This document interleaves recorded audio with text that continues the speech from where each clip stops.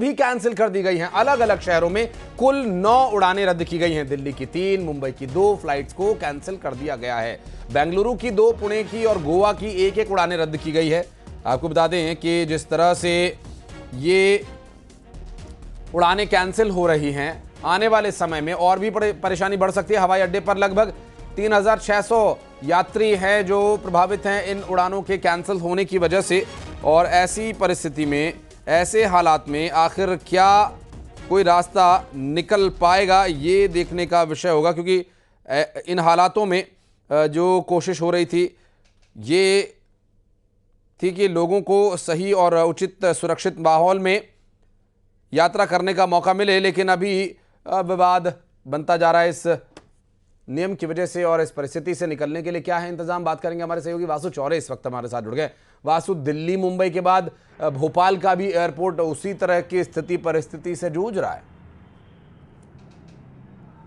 बिल्कुल, देखिए इंडिगो जो एयरलाइंस है वो सबसे ज़्यादा घरेलू उड़ान वाली जो एयरलाइंस है उनमें से एक मानी जाती है और रोज़ाना हज़ारों यात्री पूरे देश भर में इन एयरलाइंस का, इन फ्लाइट्स का जो है वो इस्तेमाल करते हैं। और भोपाल से भी अगर आप देखें तो इंडिगो की जो फ्लाइट्स हैं उनके ज़रिए पुणे हो, बेंगलोर हो, मुंबई हो, दिल्ली हो, इन 4 जो प्रमुख शहर हैं जहाँ से भोपाल में काफ़ी ज़्यादा आवाजाही होती है। और भोपाल से भी लोग यहाँ पर बिजनेस पर्पज़ से, जॉब पर्पज़ से, स्टडी पर्पज़ से और मेडिकल पर्पज़ से, हेल्थ पर्पज़ से जो है वो आते जाते रहते हैं। और जब इंडिगो की फ़्लाइट्स पूरे देश भर में प्रभावित हुई हैं तो उसका भोपाल में भी असर साफ तौर पर देखने को मिल रहा है। कल भी 9 के करीब जो फ्लाइट्स हैं वो कैंसिल हुई थी और जिससे करीब 4-5 हज़ार जो यात्री हैं वो प्रभावित हुए थे। और आज भी हमें जो जानकारी मिल रही है एयरपोर्ट सोर्सेज से वो यही बता रहे हैं कि आज भी करीब 9 फ्लाइट्स जो हैं वो कैंसिल रहेंगी, यानी कि 9 फ्लाइट्स अगर आप देखें तो कुल मिला के 18 उड़ानें ऑपरेशनल जो हैं वो कैंसिल हो जाती हैं, क्योंकि आप दोनों अप एंड डाउन दोनों साइड के रूट्स की जो है वो बात करते हैं। तो करीब आज भी 3500 के करीब जो यात्री हैं वो परेशान हो सकते हैं। भोपाल से रोजाना करीब 6-7 हज़ार यात्री जो है वो आवाजाही करते हैं और ये जो संख्या बताई जा रही है इससे साफ तौर पर जाहिर होता है कि इनमें से जो आधे यात्री हैं वो इंडिगो की एयरलाइंस का जो है वो इस्तेमाल करने का जो काम है वो करते हैं। अब बहरहाल एयरपोर्ट अथॉरिटी ऑफ इंडिया हो या फिर जो एविएशन मिनिस्ट्री है उनके अधिकारियों का और जो जनप्रतिनिधि हैं उनका ये कहना है कि हम लोग लगातार एयरलाइंस के संपर्क में हैं और कोशिश की जा रही है कि जल्दी जो हालात है वो सामान्य हो जाएं। 3 दिन के समय के बाद जो है वो एविएशन मिनिस्ट्री की तरफ से आज चीज़ सामने आई है कि 3 दिन में हालात जो है वो पूरी तरह से सामान्य हो जाएंगे। लेकिन अगर एयरलाइन के सोर्सेज की बात स्वाभाविक है, अभी 3 दिन लगेंगे, लेकिन 3 दिन में कितने लोगों को क्या कुछ झेलना पड़ेगा वासु, ये कह पाना जरा मुश्किल है, क्योंकि बहुत सारी समस्याएं, अलग अलग तरह की कहानियां अलग अलग एयरपोर्ट से सामने आ रही हैं। फिर लौटेंगे हम आपके पास। बहुत शुक्रिया फिलहाल आपका इस पूरे मामले पर जानकारी देने के लिए। और गुना से बड़ी खबर, जहां ट्रॉली में पीछे से एक बाइक सवार जा घुसा, मौके पर ही बाइक सवार की मौत हो गई। सीसीटीवी कैमरे में यह दर्दनाक हादसा रिकॉर्ड हो गया। बाइक की तेज गति होना हादसे की वजह बताया जा रहा है। दरअसल जेपी कॉलेज के पास की एक घटना है। चाचौड़ा के जयंत कुमार ने इस दुर्घटना में दम तोड़ दिया, जो कि तेज रफ्तार बाइक से जा रहे थे। सीसीटीवी कैमरे में पूरी घटना रिकॉर्ड हो गई और जो तस्वीर सामने आई वो हैरतनाक, हैरान कर देने वाला ये पूरा मामला इस दुर्घटना में रिकॉर्ड हुई सीसीटीवी कैमरे में तस्वीर। और आपको बता दें कि गुना से सामने आई है तस्वीर और किस तरह से एक आगे चल रहे ट्रैक्टर में पीछे से आए बाइक सवार की टक्कर होने की वजह से मौत हो गई। संदीप, या तो ट्रैक्टर दिखाई नहीं दिया या ध्यान कहीं और था, क्योंकि जितनी तेज गति से ये बाइक आ रही है और आगे एक ट्रैक्टर जा रहा है, क्या वजह अभी तक पता चल पाई कि ट्रैक्टर नहीं दिखा और बाइक सवार सीधा ट्रॉली के नीचे? बिल्कुल, मैं आपको बता दूं, ये राघोगढ़ में मोटरसाइकिल की सर्विस कराकर निकले थे और वहां से लगभग 5 किलोमीटर आगे ये नेशनल हाईवे होता है, तो काफी रफ्तार में थे और उसी दौरान जो ट्रॉली थी वो या तो दिखी नहीं है और आप सीसीटीवी में देख सकते हैं कितने भयावह तरीके से ये हादसा हुआ है और वहीं पर मौके पर ही इनकी मौत हो गई है। बहुत शुक्रिया आपका इस पूरे मामले पर जानकारी देने के लिए।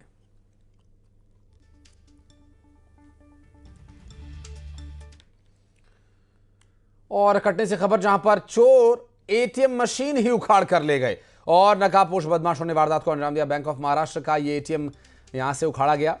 अज्ञात आरोपियों की तलाश में फिलहाल पुलिस जुटी हुई है। माधवनगर थाना क्षेत्र की यह पूरी वारदात बताई जा रही है, जहां पर एटीएम मशीन एटीएम के केबिन से गायब है। आप देख सकते हैं तस्वीरों में, पूरी की पूरी मशीन ही उखाड़ कर ले गए। ना तो कोई अलार्म बजा, ना तो कोई सीसीटीवी फुटेज आया, और ना ही कोई गार्ड, कोई बैकअप यहां पर था। तो ऐसे में एक गंभीर जो समस्या बनी हुई है लॉ एंड ऑर्डर की। बैंक ऑफ महाराष्ट्र का एटीएम ही उखाड़ कर ले गए बदमाश। हालांकि कितने रुपए उस वक्त उसमें थे और कब तक आरोपियों की गिरफ्तारी हो सकती है, ये सब देखने का विषय होगा। क्योंकि एटीएम मशीन में देखिए कैश और तमाम जो सिक्योरिटी फीचर्स होते हैं उसको बहुत ही मजबूत माना जाता है, और एटीएम मशीन्स के साथ छेड़खानी करने वाले व्यक्ति को जल्द से जल्द पकड़ लिए जाने का दावा भी किया जाता है। लेकिन अब देखना ये होगा कि क्या इस पूरे मामले में कार्रवाई की जाती है।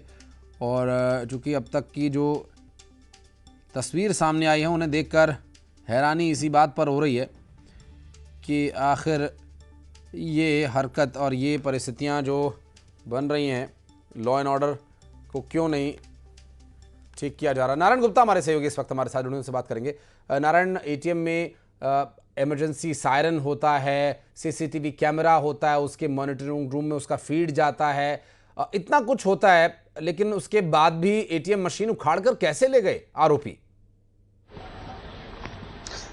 जी, जिस तरह से पूरा मामला है अपने आप पे बेहद गंभीर है, चूँकि ये बात तो साफ है कि सिक्योरिटी जो फीचर्स हैं कहीं ना कहीं फेल रहे हैं, जिसके चलते इतनी बड़ी वारदात को अंजाम दिया गया। और पुलिस भी इससे कहीं ना कहीं जो सुरक्षा व्यवस्था उसमें कहीं कमज़ोर दिखी है। बताया जा रहा है पूरी वारदात करीबन 2 से ढाई बजे के बीच में अंजाम दी गई, जहाँ पास करीबन आधा दर्जन बदमाश थे नकाबपोश हालत पे।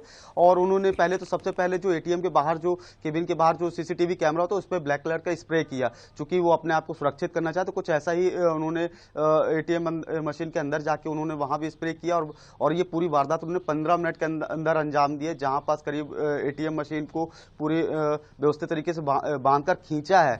और उसके बाद जो पिकअप वाहन बताया जाए जिस पे लोड करके वो जबलपुर की ओर भागेगा। बड़ी बात यह है कि ऐसी ही एक वारदात जबलपुर में भी अंजाम दी गई, बावजूद उसके 24 घंटे और 36 घंटे बाद कटनी में अंजाम दिया जाना सुरक्षा व्यवस्था पर भी सवाल खड़े करते हैं। फिलहाल पूरे मामले पर जो पुलिस अधीक्षक ने, उन्होंने कई स्तर पर टीम भी गठित की है, साइबर, एफएसएल और जो क्राइम इनकी जो पूरी टीम रहती है उनको गठित करके आरोपियों की तलाश में की जा रही है। बताया जा रहा है एटीएम में उस वक्त करीबन 10 लाख से अधिक रकम मौजूद रही, जो बदमाश एटीएम सहित उखाड़ के ले गए हैं।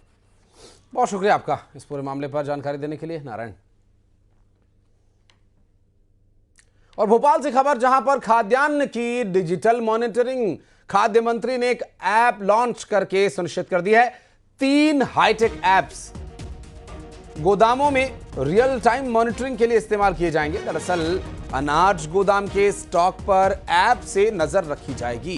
किसी भी तरह की गड़बड़ी होने से रोकने का मकसद है इसके पीछे, और इसमें इस मकसद में कितनी कामयाबी मिलती है ये तो थोड़ा कुछ समय निकलने के बाद स्थिति स्पष्ट हो ही जाएगी। लेकिन अभी तक जो बातें, जो तथ्य सामने आए हैं उससे देखकर ये कहा जा सकता है कि कुछ समय के लिए ही सही, लेकिन कुछ समय बाद स्थिति ज़रूर सुनिश्चित की जाएगी कि लोगों को जो चाहिए उन्हें वो मिल रहा है कि नहीं। क्योंकि अभी तक कई बार जो गड़बड़ियां हैं वो छापा मार करके या कोई फिजिकल विजिट करने के बाद ही संभव हो पा रही थी, लेकिन अब खाद्य मंत्री ने 3 नए हाईटेक ऐप्स लॉन्च किए हैं। ये ऐप पूरी तरह से डेडिकेटेड हैं अनाज के स्टॉक्स को ठीक तरीके से मैनेज किए जाने के संबंध में, और कालाबाजारी, स्टॉक करना, ये सब विषय इसके आयाम बताए जा रहे हैं।